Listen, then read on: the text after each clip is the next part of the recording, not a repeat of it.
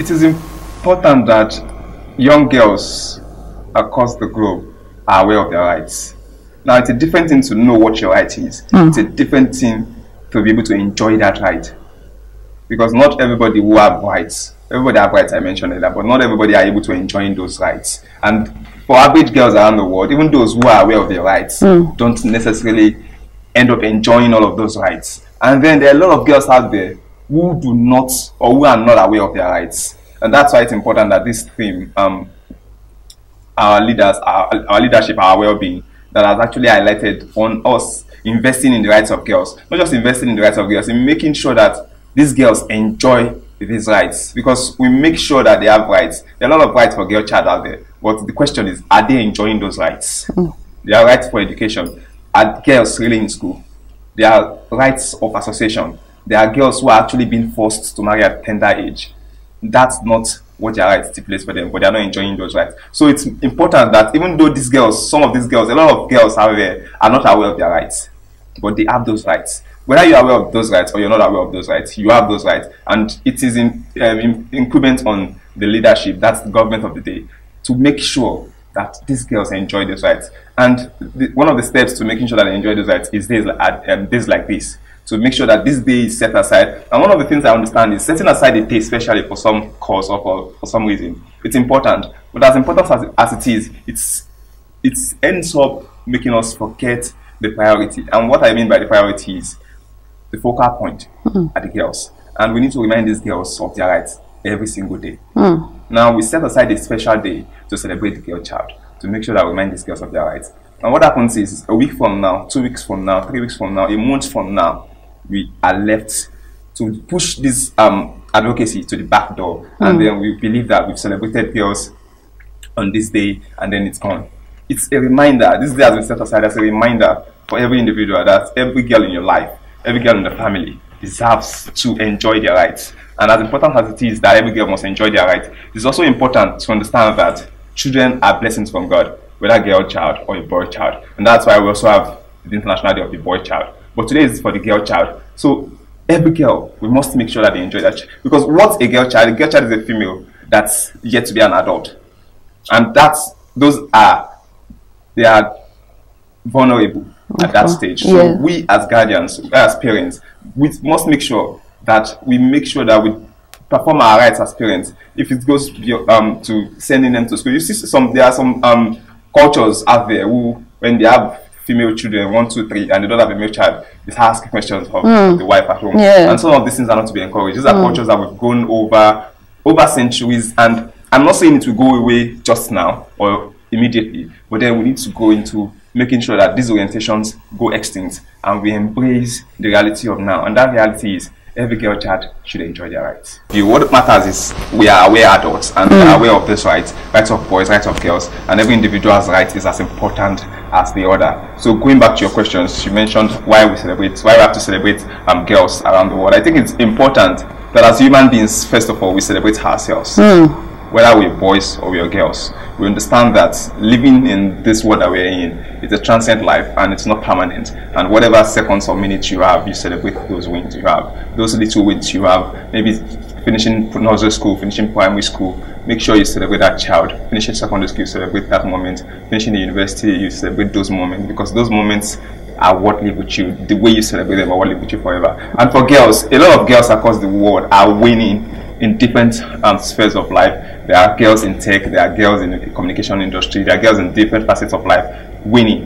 And there are also girls in different facets of life who are also suffering because they've been made to feel like the weaker vessel or the weaker gender. And celebrating girls around the world, not just those that are winning in that field of endeavor, even those who are not relatively winning yet, celebrating every girl child, to make sure that those who are not winning yet understand that even though you're not winning now, you have the opportunity, you have the right to win, and you have the ability to win. Men and women, or boys and girls, have been created with different varieties of wants and needs. And we understand, the quicker we understand that these needs varies, and understand that we cater for them differently and not necessarily pit them against each other, the better for our society. Because every day the girl child feels like she needs to compete against the boy child. It widens the gap more. And so what we need to do is make sure that the orientation of these girls are made to be known that, yes, as much as you're a girl and you have needs and you have demands or you have wants, you are also as important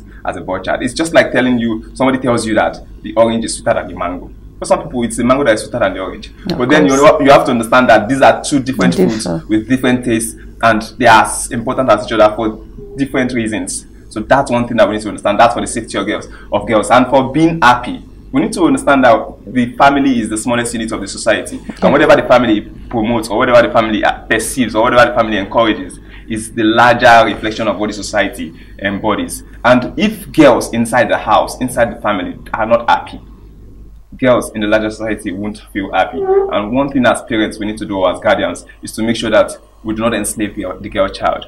And every child needs to be catered for, nurtured, and made to feel happy in whatever situation they are in, and made to understand that whether it's a difficult situation, because it's also the reality of things for some parents, because of poverty and lack of money or financial responsibility to cater for their children, and that makes them to negate their responsibilities rather than making sure that they cater for these children. They now see it as an excuse that since you're a girl child, you're not supposed to do this. Since you're a girl child, you're not supposed to go to school. Or since you're a girl child, you're not supposed to eat this food.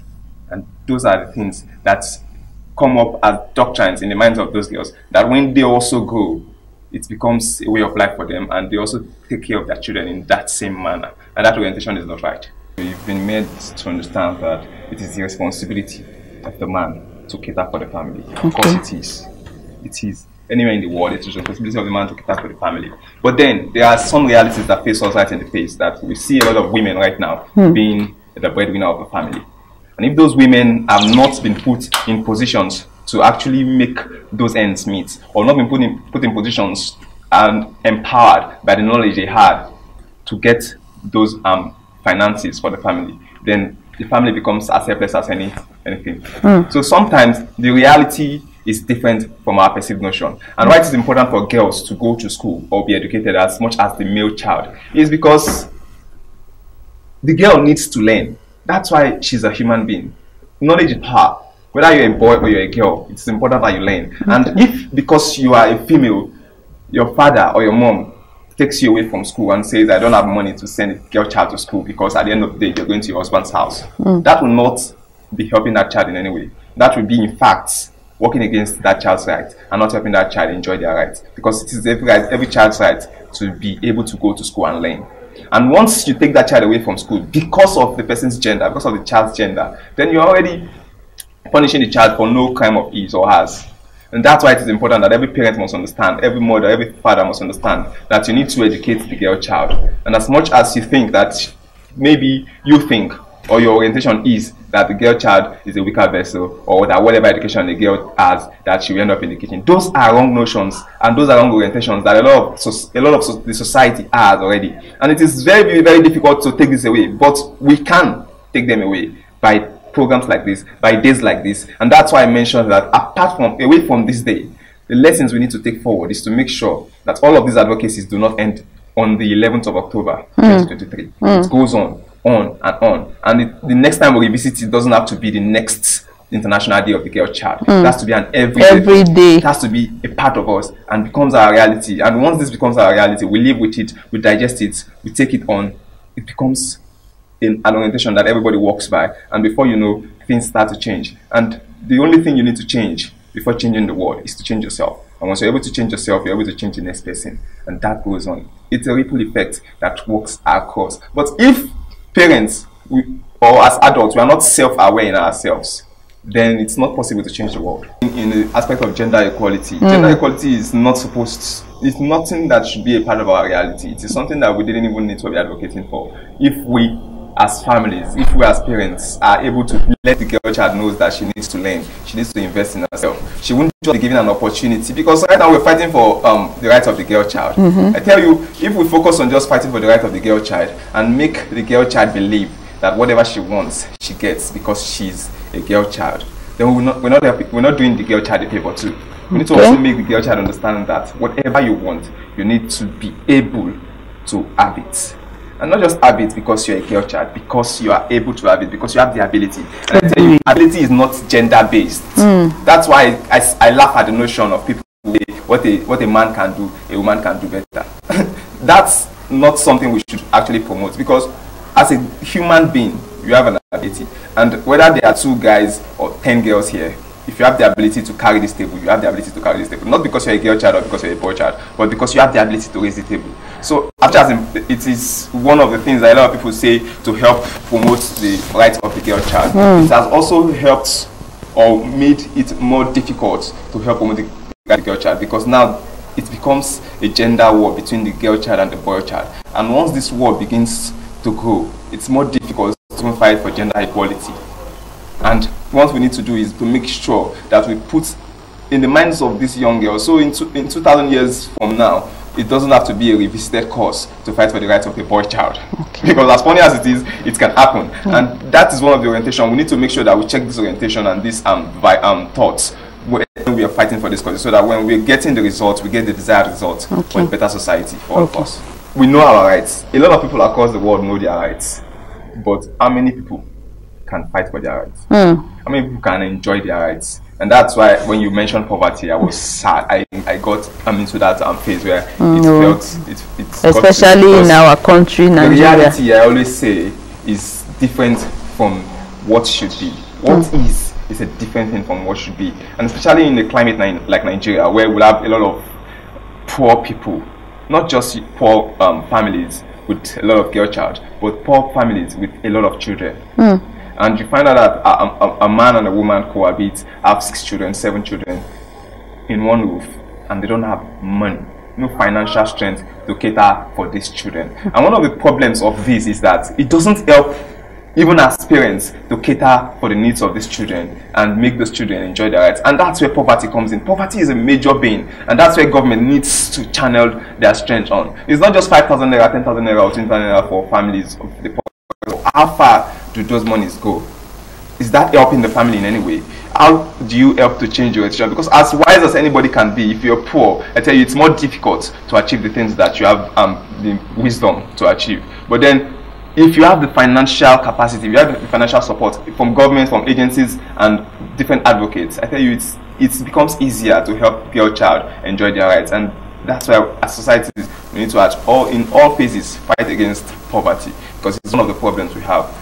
One of the ways we can actually help the girl child who sometimes feels shy or unsafe to carry their voice is to make sure that they have the confidence of us as guardians or as parents or as community leaders in whatever capacity we have for this girl child. One of the things we need to understand to do is to make sure that we have their confidence. And once we have their confidence, it's easier for them to trust us and air their opinion and give thoughts. Be friends with them as parents or as a mother, as a father. You make sure that you are friends with girl child, with your children. Make sure that they have your confidence. They are able to confide in you. Whatever they are going through, they are able to share it with you. And that way you help them create that confidence, that social capacity to be able to be competent in sharing their views, in making their opinions heard wherever they are. Because once they are able to start it from the immediate family, it's easier for them to say it in the larger society.